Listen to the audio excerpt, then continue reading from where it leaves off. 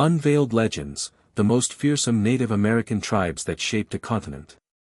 In the rich and complex history of Native America, countless tribes demonstrated remarkable courage, ingenuity, and resilience. Yet, among them, three stand out as legends whose names alone struck terror into the hearts of their foes: the Comanche, the Iroquois Confederacy, and the Apache. These tribes didn't merely survive in a turbulent world, they dominated it, redefining warfare with unparalleled skill, strategy, and ferocity.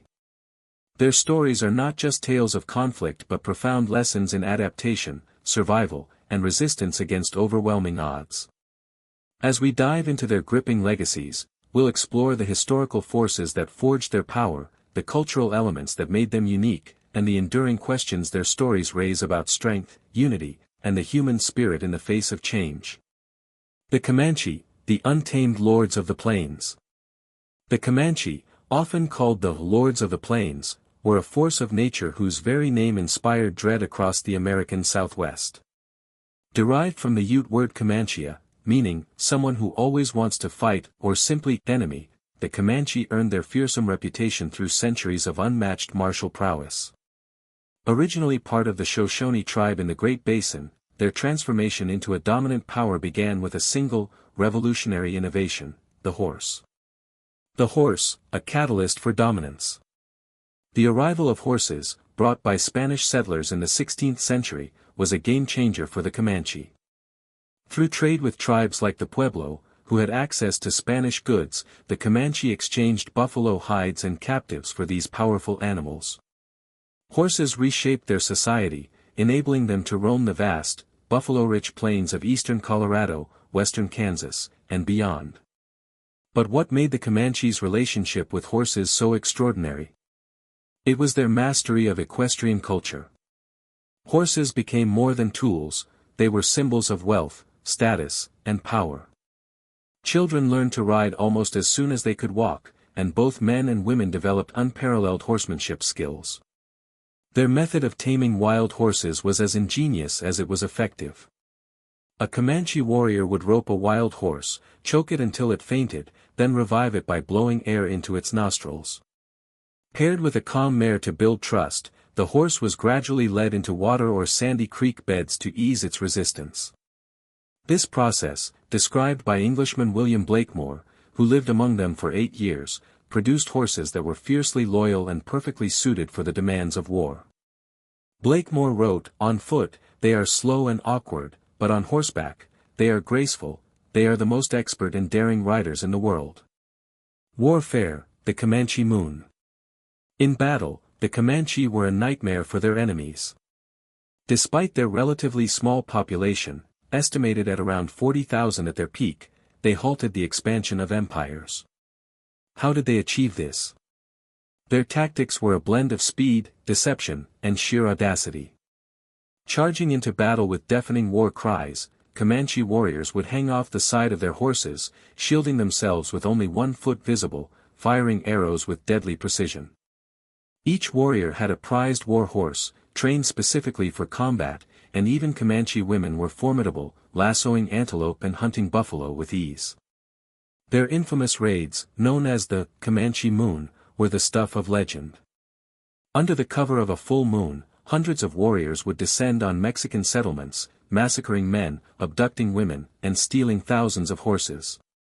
These raids were so devastating that Spanish soldiers, after Spain acquired Louisiana, described the Comanche as unmatched in skill and fearlessness. General James Wilkinson, an American military leader, called them the most formidable indigenous group, noting that they single-handedly stalled Spanish expansion for nearly half a century. A culture of violence. What fueled the Comanche's relentless aggression? For young warriors, raids were a path to prestige, a way to prove their worth through acts of bravery, such as killing enemies or stealing horses. But the Comanche's brutality extended beyond the battlefield. Captives faced horrific fates, with torture methods so gruesome that they became the stuff of frontier nightmares. Historian S.C. Gwynn, in Empire of the Summer Moon, notes that no tribe wreaked such widespread havoc across Spanish, French, Mexican, Texan, and American territories. A chilling example is the 1836 attack on Fort Parker in Texas. Using deception, a tactic at which they excelled, a Comanche warrior waved a white flag to lure settler Benjamin Parker outside, only to spear him. The ensuing assault was brutal. Settlers were killed, mutilated, or impaled, and captives like Cynthia and Parker endured unimaginable horrors. Some were roasted alive, scalped, or buried with their eyelids removed under the scorching sun. Others were sewn into tightening leather that suffocated them as it dried.